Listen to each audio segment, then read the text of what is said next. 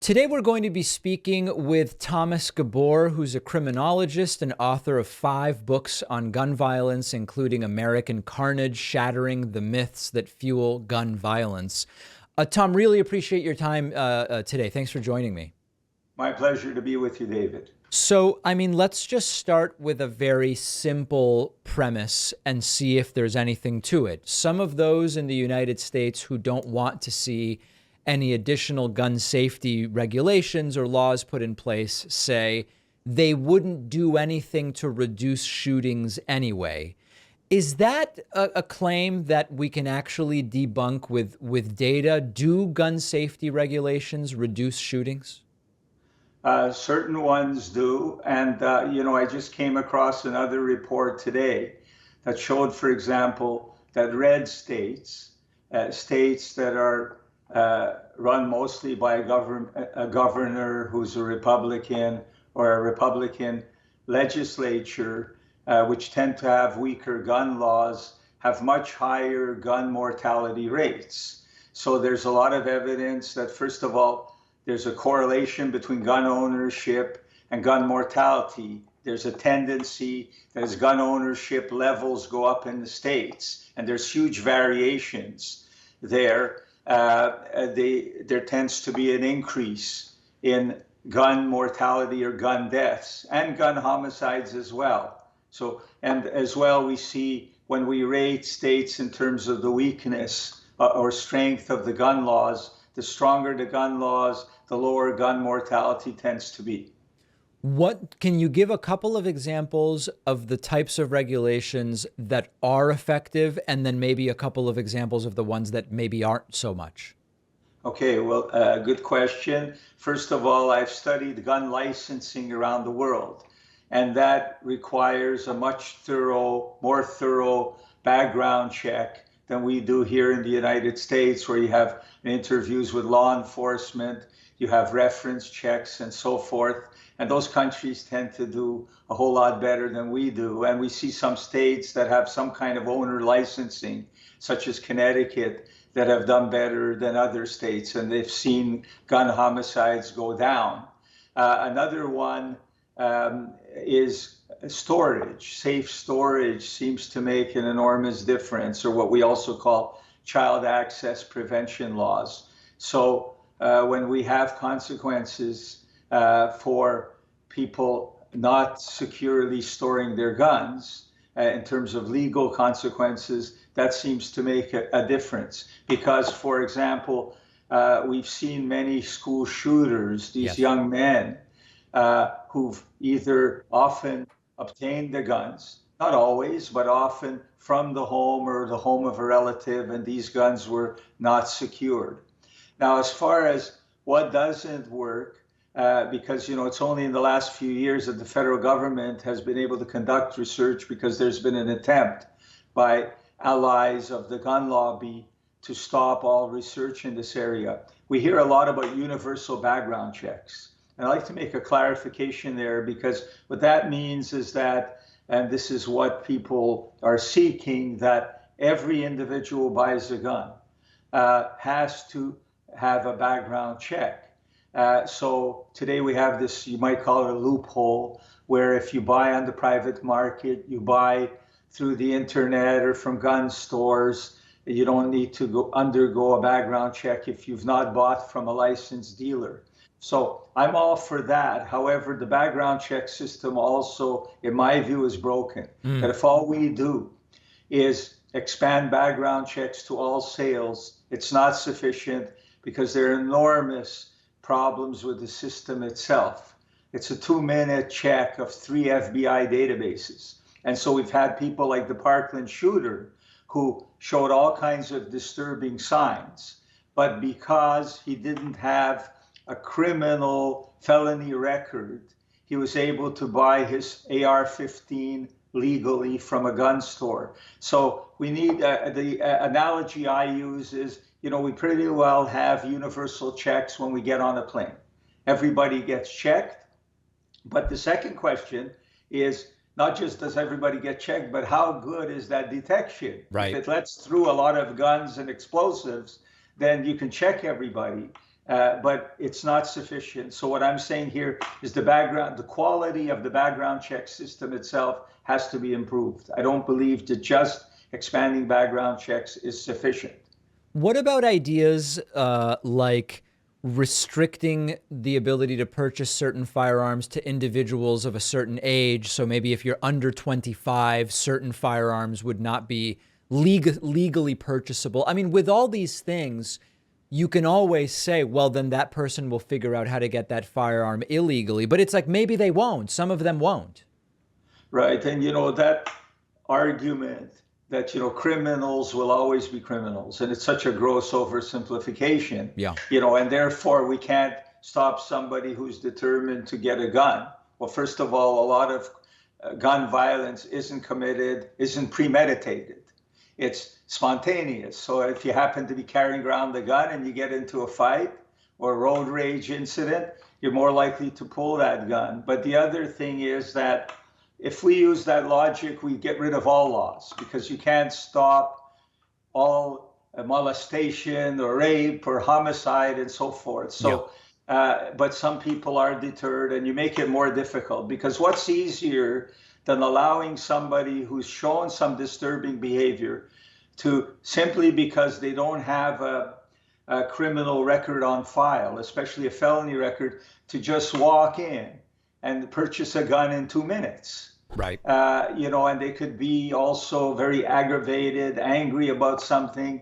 So I think, though, the age issue that you mentioned would be helpful, because we do have quite a few people who are committing gun violence. After that, it becomes much more difficult legally, because a person can argue in court that, well, I'm young, I'm old enough to go fight for the country. I'm old enough to vote.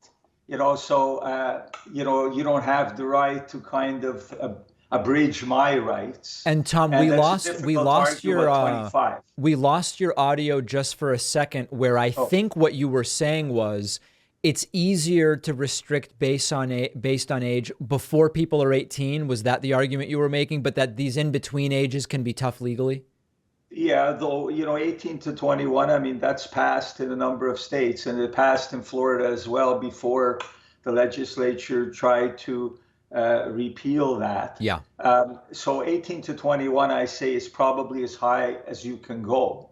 Got it. And there are people challenging that as well, saying that they can vote, they could serve the country at 18 and so forth, so they should be able to purchase a gun. But leaving the legal arguments alone, I think 18 to 21, certainly those are some of the most active years for people who commit gun violence. So raising that age can be helpful. I want to talk about the issue of mental health, and there are so many aspects to this. On the one hand, colloquially speaking, without diagnosing anyone, when I think about a mass shooting, it seems that we would say anyone who gets to a point where this is something they would go and do, they're probably, quote, mentally ill in some way, because no, quote, sane person would do that. This is a very simplistic thing to say, but in some sense, many of us would say no sane person who's emotionally regulated and whatever would ever commit such an act. So in a sense, certainly mental health is a component. But what do we really mean when we say that? Are we talking about somebody who has anxiety and sees a therapist? What is it exactly that we're trying to get at when we talk about mental health? How do you believe the mental health layer should be applied to the gun safety regulations layer? Well, we call it the mental illness dodge. There's a world of difference between saying that somebody has a severe mental illness like schizophrenia, bipolar disease, psychosis, or something like that. And only 4% of people who commit violent crimes in the country have a severe mental illness. Now, what you're talking about is often individuals who are agitated. In fact, one of the frightening statistics in this country is that over 20 million individuals have serious anger issues. There are people who have a short trigger, if you wish, and are quick to anger. have impulsive anger issues, and also own guns. Mm. This is a much bigger problem. So, yes, I mean, when you're talking about somebody who commits a mass shooting or even a shooting of one individual, that they're agitated, they're angry, but we all get angry at times. And so there's a world of difference between somebody suffering from major mental illness, and they're usually more of a danger to themselves in terms of suicides, and they're more likely to be victims of crime. We see that with the homeless, some of the homeless mentally ill who are victimized in different cities, but they're much less of a concern unless they also had, in addition to a serious mental illness, a history of violence. I'd be more concerned with people who are ready at a moment's notice to deploy guns against intruders or people who may be an intruder. You know, these recent incidents where somebody took a turn in Yes. a wrong driveway and was shot at, and somebody else who knocked on the wrong door. I'm more concerned about all these people now because they've been sold the gun lobby's narrative that you're safer with a gun in the home. And, you know, the gun lobby's done a lot to stoke people's fears. And they're ready. They have 40% now of people who have guns in the home have the guns loaded and accessible. That's Right. what I'm worried about. And if they also have a short trigger and they're also afraid, very, very afraid, because this fear has been stoked for decades now, I'm more concerned about those individuals because the guns are at the ready and they're primed to commit an act of violence. Yeah, you're getting to now going beyond mental illness into a cultural component. And one of the things that is different in the United States than in many other countries where I've spent time is that there is a gun culture, which I describe it as it sees firearms as a more valid way to resolve interpersonal issues, frustrations, political issues, etc., which access aside, and of course we have to talk about access aside, I don't see in a lot of the other countries where I've spent time. Is this intangible cultural difference a reality in the United States?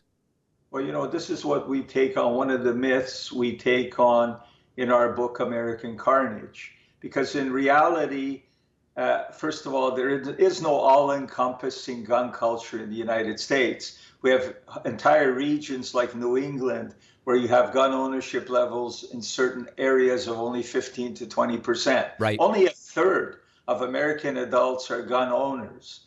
Now, if you're talking about a minority of individuals who you might say have a gun fetish and stock a large arsenal of guns, we're talking about maybe what we call the super owners, who are 6% of the American population and they own 2/3 of all the guns. Wow. That doesn't make them all dangerous at all, but these are the people who have more of a gun fetish, if you want to call it that, and some of them are just collectors, but the vast majority of the population isn't like that. But let me tell you what's changed.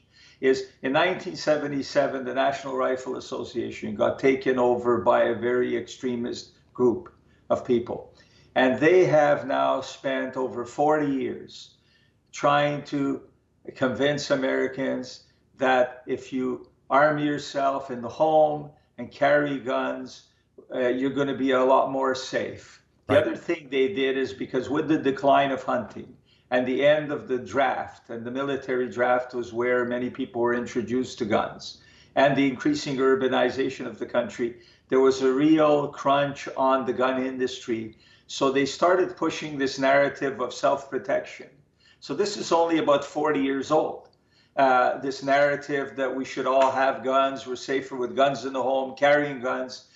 In fact, in the 1800s, most of the states banned the carrying of concealed firearms. So we actually in the United States have a history going back to the Revolutionary period of regulating firearms, even having citizens forming a militia and asking them once a year to show up at the town square to show what guns you have. And those guns could be seized by the militia if there was an attack on the country or some revolution to put down. So we've had a history, actually, the Old West, you had gun ordinances. But it's more recently, the last 40 years, that we've departed from that history. And what you call a gun culture is really an attempt by extremists and a gun lobby to promote the idea of the armed citizenry being safer. But we see that it's nothing, it's so far from the truth. And what we're seeing is the opposite: more mass shooting, more gun deaths. Children now, the number one cause of death of Americans up to 19 is gunfire and so forth. So things have really moved in the opposite direction from what they're claiming. The book is American Carnage, Shattering the Myths That Fuel Gun Violence. We've been speaking with Thomas Gabor, criminologist. Really appreciate your time and insights today. Thank you, David. It's been a pleasure.